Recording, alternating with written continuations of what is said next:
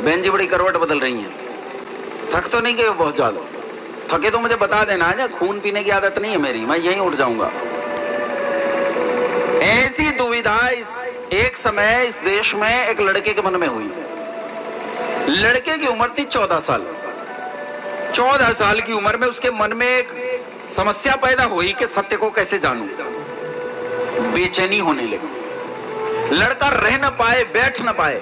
पिता बहुत बड़े विद्वान थे, विद्वान से पढ़ता, लेकिन उसकी बेचैनी बढ़ती गई और इतनी बड़ी कि एक दिन 22 साल की उम्र ने उसने सत्य को जानने की इच्छा से अपना घर छोड़ दिया।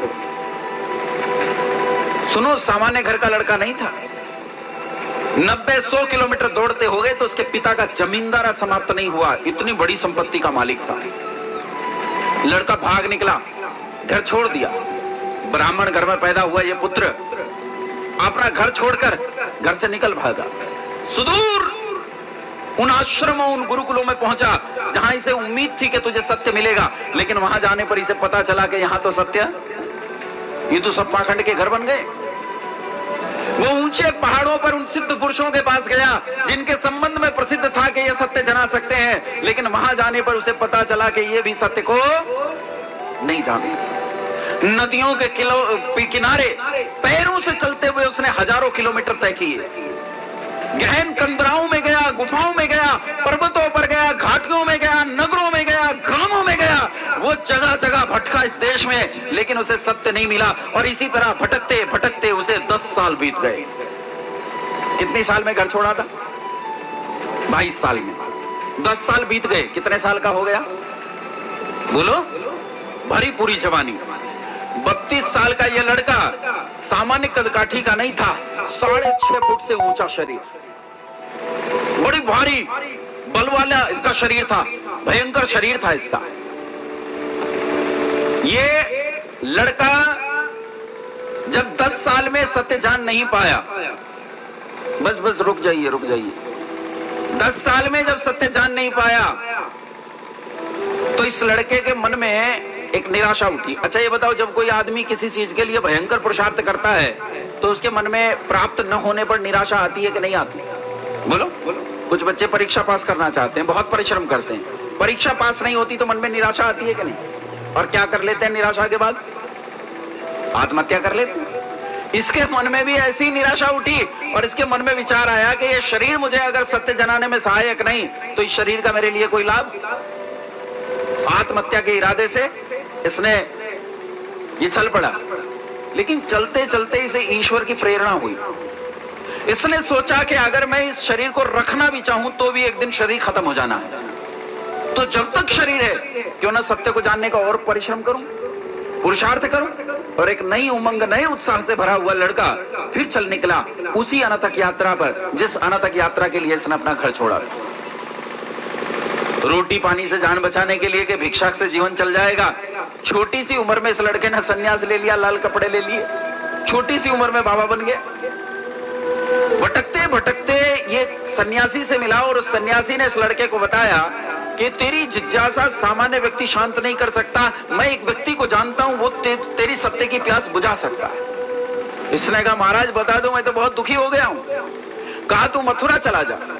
मथुरा में एक दंडी स्वामी नाम का एक व्यक्ति रहता है जो अंधा है, बचपन से अंधा है, लेकिन वो विद्या का सूर्य है, मार्तंड है, आदित्य है।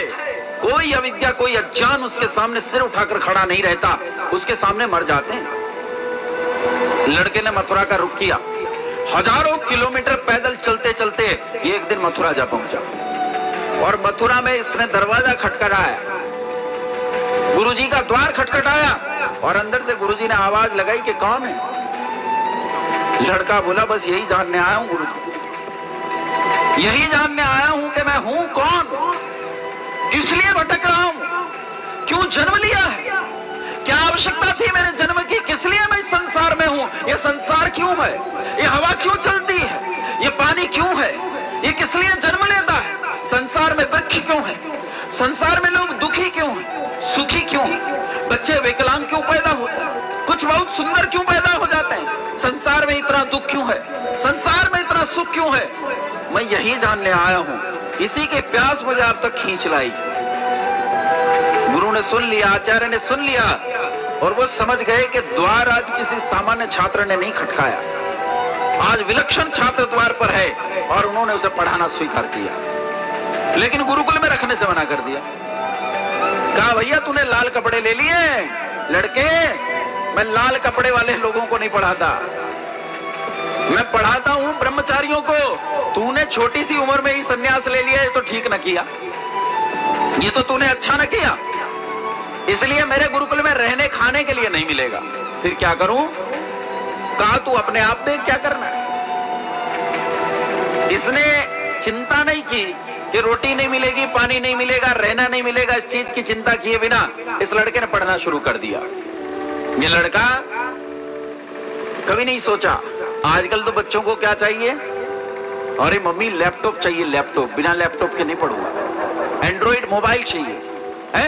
महंगी जीन्स पहनते हैं, महंगी शर्ट पहनते हैं, महंगा उनका स्टडी रूम चाहिए, उन्हें अधिक से अधिक सुविधा चाहिए, तब जाकर पढ़ते हैं। ये सोचो इसके पास कुछ भी नहीं, 6.5 फुट से लंबी चौड़ी काया, सोचो कितनी भूख लगती होगी। लेकिन इसने कभी नहीं सोचा कि रोटी मिलेगी कि नहीं मिलेगी। शरीर पर केवल एक लंगोट बांधता था, कपड़े तक नहीं। सर्दी और दिसंबर के भयंकर ठंड में भी ये उसी लंगोट में जीवन जीता था। ये इसका जीवन था, लेकिन इसका संकल्प कभी टूटा नहीं। सत्य को जानने का इसका ये संकल्प उतना ही मजबूत बना रहा, उतना ही धनी बना रहा।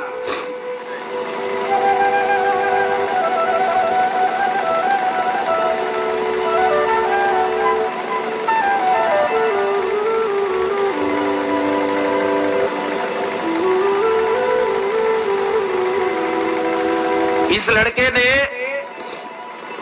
उस विद्या को, जिस विद्या को लोग 36 वर्षों में जान पाते हैं, वेद की उस विद्या को, या यूं कहूं कि 36 जन्मों में भी नहीं जान पाते, उस विद्या को इस लड़के ने केवल 3 वर्ष में पूरा कर लिया। कितने वर्ष में प्राप्त कर लिया? और 3 वर्ष में जब पूरा किया तो जब विद्या पूरी होती थी तो हमारे गुरुकुलों में एक परंपरा थी, गुरु को कुछ देते थे। क्या बोलते थे उसे? बोलो, गुरु दक्षिणा। इसके गुरुकुल में गुरु दक्षिणा का पर्व आया। सब अपने घर से कुछ ना कुछ लेकर आए। कोई अन्न लाया, वसन लाया, अश्व लाया, गौ लाया, स्वर्ण लाया, धन लाया। ये क्या लाए? इसके पास तो कुछ नहीं, घर तो छोड़ दिया 14-15 साल पहले। अब गुरु को क्या दे? हाथ में एक 8 फीट की लाठी और शरीर पर एक लंगोट, 6.5 फीट की एक काया, इसके अलावा इसके पास कुछ नहीं। क्या देगा गुरु को? सोचते हुए चला वहां से जहां सोया था, किसी पत्थर पर, किसी पेड़ के नीचे, या किसी पथरीली जमीन पर, या किसी नदी के किनारे रेत में, क्योंकि इसके पास तो घर भी नहीं था। ये सोचते हुए चला कि गुरु को गुरु दक्षिणा में क्या दूं। और बंधुओं, जब इसे गुरु को गुरु दक्षिणा में देने में कुछ न मिला तो इसे याद आया, मेरे पिता, मेरे गुरु को लौंग बहुत प्रिय है। तो ये एक व्यापारी की दुकान पर गया और उस व्यापारी से इसने 1 मुट्ठी लौंग मांग लिए कि कृपा कर 1 मुट्ठी लौंग मुझे दे दीजिए। और व्यापारी ने दया कर 1 मुट्ठी लौंग इसे 1 मुट्ठी लौंग लेकर गुरु के पास गया। अपनी बारी आने पर 1 मुट्ठी लौंग अंधे गुरु के हाथों पर रख दी। अच्छा, अंधों की एक विशेषता होती है कि अंधों की दूसरी इंद्रियां बड़ी तेज हो जाती हैं, दिखता तो नहीं पर दूसरी इंद्रियां तेज हो जाती हैं। हाथ पर लौंग का स्पर्श पाते गुरुजी समझ गए कि सबसे योग्य शिष्य ने आज दक्षिणा में क्या दिया है? केवल 1 मुट्ठी लौंग। और गुरु बोले कि मैंने जीवन भर कितने पुरुषार्थ से पढ़ा होगा ये सोच कर दे, और उस विद्या को मैंने कितने छात्रों को पढ़ाया, हजारों छात्रों को पढ़ाया, लेकिन उन्हें पढ़ाने में मुझे इतना परिश्रम नहीं करना पड़ा जितना 3 साल में मैंने तेरे साथ किया है। मैंने अपने जीवन का सारा पुरुषार्थ लगाया है तुझे विद्या से सींचने में, और मेरे इतने परिश्रम का प्रतिफल क्या बस 1 मुट्ठी लौंग है? यही मेरी गुरु दक्षिणा है, बस इतनी सी। युवक को लगा कि आज गुरुजी में पहली बार लालच दिखाई दिया। छोटी दक्षिणा मिलने पर इसे ज्यादा दक्षिणा की उम्मीद थी और लालच दिख रहा है, तो उसे आश्चर्य हुआ। लेकिन वो आश्चर्य में डूबा ही था कि गुरुजी दोबारा बोल पड़े। गुरुजी बोला कि तनिक देख मेरे राष्ट्र की ओर, देख मेरे राष्ट्र की ओर पुत्र। मेरा यह राष्ट्र जो कभी सारे संसार को विद्या दिया करता था, विद्या और शिक्षा से आप्लावित हुआ करता था, आज परतंत्रता की बेड़ियों और जंजीरों में जकड़ा हुआ है। सारे संसार में मेरे परतंत्र राष्ट्र की कर्राह सुनने वाला कोई नहीं। मैं तुझसे गुरुदक्षिणा में एक मुट्ठी लौंग नहीं चाहता। मैं तुझसे गुरुदक्षिणा में अश्व नहीं चाहता, गौ नहीं चाहता, स्वर्ण नहीं चाहता। मैं तुझसे संसार भर का ऐश्वर्य भी नहीं चाहता। मैं तो तुझसे गुरुदक्षिणा में चाहता हूं केवल और केवल अपने राष्ट्र की स्वतंत्रता। पुत्र, मेरे राष्ट्र की पीड़ा को कोई नहीं सुन रहा, तू सुन, तू सुन, खड़ा हो और इस राष्ट्र के लिए लड़, पुनः मेरे राष्ट्र को स्वतंत्र करा। यही मेरी गुरुदक्षिणा है, दूसरी मेरी कोई गुरुदक्षिणा नहीं। उन्होंने कहा, तनिक देख मेरे इस राष्ट्र की ओर, आज धर्म और वेद अपनी प्रतिष्ठा खो चुके हैं। मैं चाहता हूं अपना जीवन गुरुदक्षिणा के रूप में मुझे दे। उठ खड़ा हो, ये एक मुट्ठी लौंग ले जा, मुझे नहीं चाहिए। संसार भर का ऐश्वर्य ले जा, मुझे नहीं चाहिए। मुझे चाहिए तेरा जीवन, ये जीवन गुरुदक्षिणा के रूप में मुझे दे। उठ खड़ा हो और पुनः धर्म की स्थापना कर, पुनः वेद को प्रतिष्ठा दे। लड़का जिसके मन में एक भ्रम पैदा हो गया था कि गुरुजी के मन में लालच है, अब उसकी आंखें खुली और उसे पता चला कि संसार में मैंने बहुत से नेत्र देखे जो सुंदर हैं, लेकिन धिक्कार है उन सुंदर नेत्रों पर, और धन्य है मेरे गुरु के ये अंधे नेत्र जो अंधे होकर भी मेरे राष्ट्र की पीड़ा देख सकते हैं। ये लड़का उठ खड़ा हुआ, अपना जीवन गुरु के चरणों में रख दिया और फिर इसने पलटकर नहीं देखा। 59 साल की आयु तक ये लड़का जिया। जब तक जिया, अपने गुरु को दी हुई इस गुरुदक्षिणा में इसने कभी अनध्याय आने नहीं दिया। जानते हो ये लड़का कौन था? जानते हो कौन था ये लड़का? इस लड़के का नाम था स्वामी दयानंद सरस्वती। ना, स्वामी दयानंद सरस्वती नहीं, महर्षि दयानंद सरस्वती। मैं जानता हूं ऋषियों में कोई बड़ा और छोटा नहीं होता, लेकिन तब भी ऋषि दयानंद का मेरे रोम रोम पर ऋण है, मेरे एक एक शब्द पर ऋण है, मेरी एक एक सांस पर ऋण है। इसलिए मैं स्वयं को ऋषि दयानंद सरस्वती को महर्षि दयानंद सरस्वती कहने से रोक नहीं पाता हूं। ऋषि दयानंद सरस्वती वो है जो इकट्ठा नहीं मर गया, जो तिल तिल करके इस देश के लिए मरा, तिल तिल के, प्रतिदिन मरा, प्रति क्षण मरा, लेकिन उसने अपने गुरु को दी हुई गुरुदक्षिणा में कभी बंद नहीं आने दिया। ऋषि दयानंद ने इस देश में एक प्रेरणा फूंक दी। जानते हो दादा भाई नौरोजी, नाम सुना है कि नहीं सुना? देश की स्वतंत्रता के लिए लड़ने वाले महापुरुष दादा भाई नौरोजी ने एक समय कहा था कि अंग्रेजों का राज इस देश में ऐसा राज है कि आज तक ऐसा सुंदर राज नहीं आया, तो कमाल का राज है। सोचो गुलामी किस कदर हम पर हावी हो गई थी कि हमारे महापुरुषों ने गुलामी को अपना भाग्य मान लिया था, गुलामी को अपना भाग्य मान लिया था। इतना ही नहीं, बंकिम चंद्र चट्टोपाध्याय नाम के एक विद्वान, जिन्होंने आनंद नाम का एक पुस्तक लिखा है, जिन्होंने वंदे मातरम नाम का गीत लिखा है, वो भी कहता है कि इस देश को अब 250 साल अंग्रेजों की गुलामी की जरूरत है। सोचो सोचो, जब देश की गुलामी देश का भाग्य बन गई थी, उस काल में ऋषि दयानंद सरस्वती ने जन्म लिया और गुरु विरजानंद सरस्वती, उस अंधे गुरु की प्रेरणा से इसने गुलामी के उस काल में खड़े होकर घोषणा कर दी कि विदेशियों का राज चाहे माता पिता के समान सुख देने वाला हो, तब भी वो भूखे नंगे राज का मुकाबला भी नहीं कर सकता। हमें स्वतंत्रता चाहिए, स्वतंत्रता चाहिए। अच्छा, ये कोई आम प्रेरणा नहीं थी। इस आम प्रेरणा ने एक लड़के को जा छुआ। लड़के की उम्र थी 15 साल। 15 साल का ये लड़का, जब इस प्रेरणा ने इसे छुआ, उस समय ये गंदे नॉवेल पढ़ता था।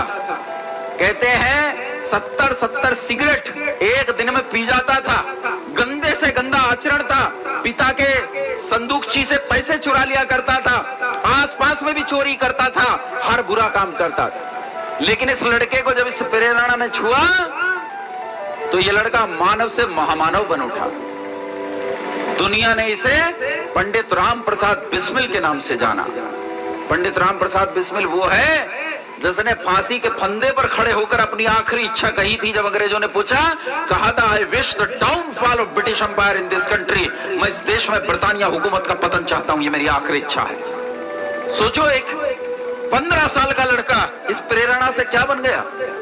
उसके मरने के बाद, फांसी दिए जाने के बाद, भगत सिंह कीर्ति नाम के अखबार में विद्रोही नाम से लेख लिखते हैं और उस लेख में लिखते हैं कि पंडित राम प्रसाद बिस्मिल 6 फुट 2 इंच का ये युवक जब सड़क पर चलता था तो लोग रुककर उसके ब्रह्मचर्य को देखते थे। कहता, जब पहली बार मैं संगठन में भर्ती होने गया तो बिस्मिल ने जब मुझे देखा तो उसकी आंखें ऐसी थी, मुझे ऐसा लग रहा था जैसे मेरी अंतड़ियों तक देख रहा हूं, जैसे मेरी एक एक हड्डी, एक एक नस, एक एक नाड़ी को देख रहा हो, और मैं उसके सामने खड़ा रह पाने की स्थिति में नहीं था। पंडित राम प्रसाद बिस्मिल, जिसे लोगों ने कहा कि तुझे फांसी दे देंगे, मर जाएगा, तो उसने गीत लिखा कि सरफरोशी की तमन्ना अब हमारे दिल में है, देखना है जोर कितना बाजुए का दिल में है, वक्त आने पर बता देंगे तुझे वो आसमां, हम अभी से क्या बताएं हैं क्या हमारे दिल में है।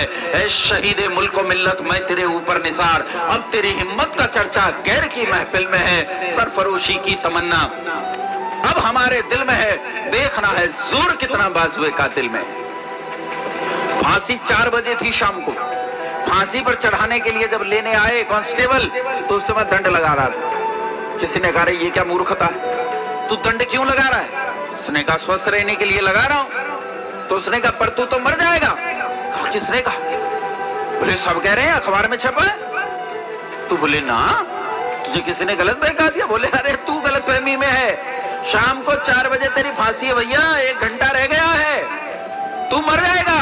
बोले फांसी है ये बात तो मैंने भी सुनी है, लेकिन मर जाऊंगा ये तुझे किसी ने गलत बहका दिया, मैं नहीं मरता।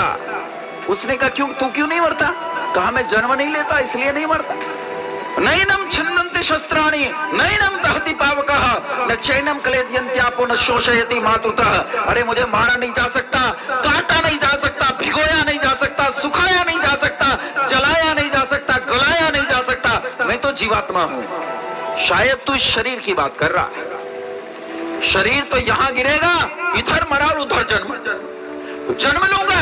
और खुश मत हो कि बिस्मिल मर रहा है, बिस्मिल नई तैयारी से नए शरीर के साथ आ रहा है, इससे कहीं ज्यादा ताकत के साथ, इसलिए खुश मत हो, डर मुझसे ये बिस्मिल था।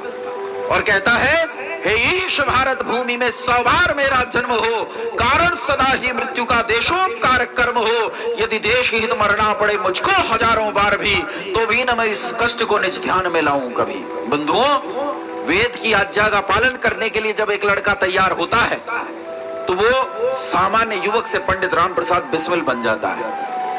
एक लड़के ने स्वराज शब्द पढ़ लिया कहीं, स्वराज शब्द 16 साल की उम्र में। गांधी जी का असहयोग आंदोलन चल रहा था, उस असहयोग आंदोलन में पकड़ा गया। पुलिस पकड़कर जज के सामने ले गई। जज ने पूछा तेरा नाम क्या है? नाम तो कुछ और था, लेकिन आज इसका निर्णय बदल गया। जज ने पूछा तेरा नाम क्या है? इसने कहा मेरा नाम आजाद है।